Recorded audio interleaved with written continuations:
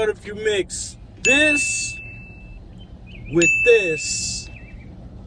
You end up with what I'm driving in right now. Cadillac LYRIQ E4 Sport 3. I had the Escalade, the luxury sport 2021. And the dealer called me and said, hey, we have this, the V. We have the Cadillac Escalade V red model. It was like 160,000 with upgrades. And I'm like, that's way too much. And you know, this Escalade is not that bad. I only got 48,000 miles on it. Like, I can keep it. He said, just come in and look at it. So I come in and I see another line of cars. I'm like, what are those? What are those? I asked him, what are those? He said, well, that's the Cadillac LYRIQ. That's the EV. It's Cadillac's first EV. I'm like, okay, let me take this for a test drive. I had a Model X also. I had a 2020 Model X and a 2021 Escalade. I hated the Model X. My wife loved it though. Like I really, like, within the first couple months, I really wanted to get a car back. Like, I really wanted to get rid of it. It was so plasticky. The doors kept, you know, partially opening, and Tesla will come to your house and fix your car right in your driveway. But for my car, I had to take it into the Tesla dealer, which is kind of far from my house, and they didn't have loaner cars. So I had to go in, get a ride from my wife to drop the car off. Whereas Cadillac, I call them for anything. They come right to my house, pick the car up, and leave me a loaner car right there. And a lot of times I wouldn't even go anywhere with the loaner car to fix it the same day, but it was there. Tesla didn't have that, and it was so plasticky. Everything in the car was just plastic, and it was just a big screen. So I test drive that. I'm like, I think I like this, and I think we're ready for a smaller car. The kids are, my last daughter's going off to college this year. I'm like, and they all have cars, so we don't need a lot of space anymore. Let's try this LYRIQ out for a little while. So I get the LYRIQ. I get the $7,500 tax rebate. I like it. It's like a mini Escalade. It has the same display as the Escalades. It's just smaller. Initially, I thought like it had the same build quality as the Escalade, but it doesn't. It's slightly less. Like, it's not as premium as the Escalade was, but it does cost like $30,000 less. Well, this model, with all the upgrades, it got pretty pricey because it has everything. It has the sunroof up here, the panoramic sunroof. It has 307 miles of range and the 22-inch rims, black. My Tesla had 314, but really the Tesla was more like 200, where I haven't gotten a real feel for this yet.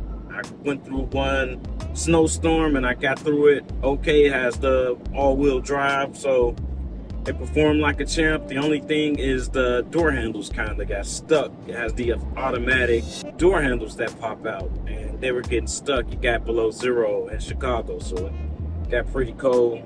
500 horsepower, the same as my C8 Corvette. Has 450 pound-feet of torque, which is not so bad. It gets up and gets us where we're going pretty fast. So to sum it up, there's a bunch of things that I like about this car. I like the build quality of it. I like how it looks. I like how it rides. I like the spaceship sound.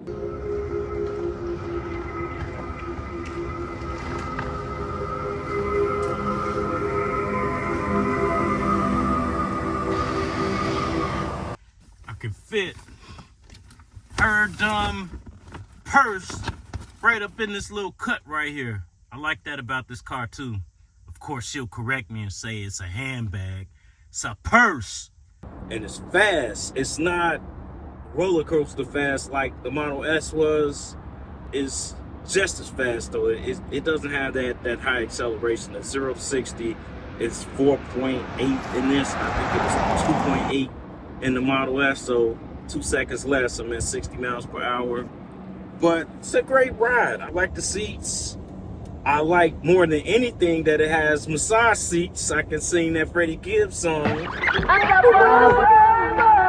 Yeah. Yeah, the only thing I really don't like is sometimes I plug it up and it won't charge. Like I'll wake up the next morning and it have the same charge, so I have to make sure that I'm pushing the charge away in. I really want to blame somebody for that, but I won't. Oh, and the charge door. The charger door is very flimsy. I'm gonna have to send it in pretty soon and get it serviced. This and one of the door handles doesn't go in all the way.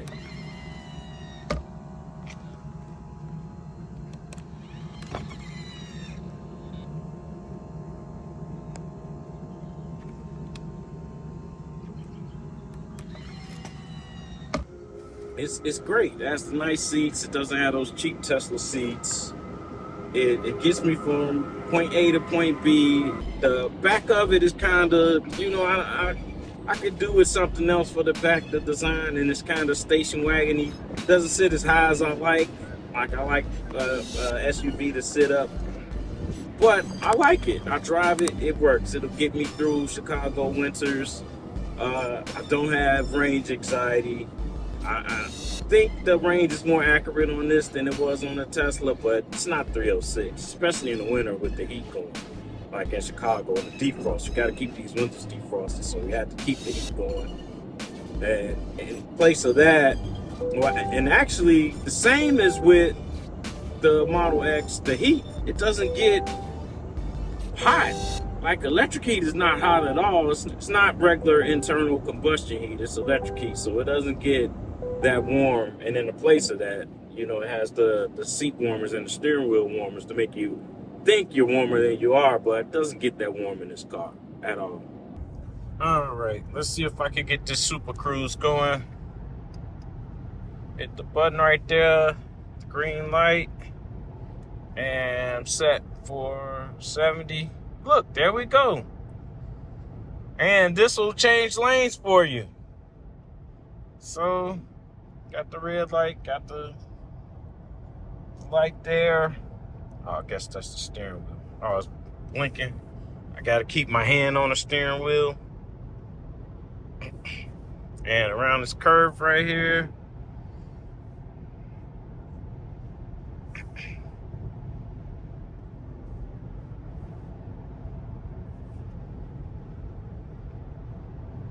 And that's it with the Cadillac LYRIQ. Thanks for watching.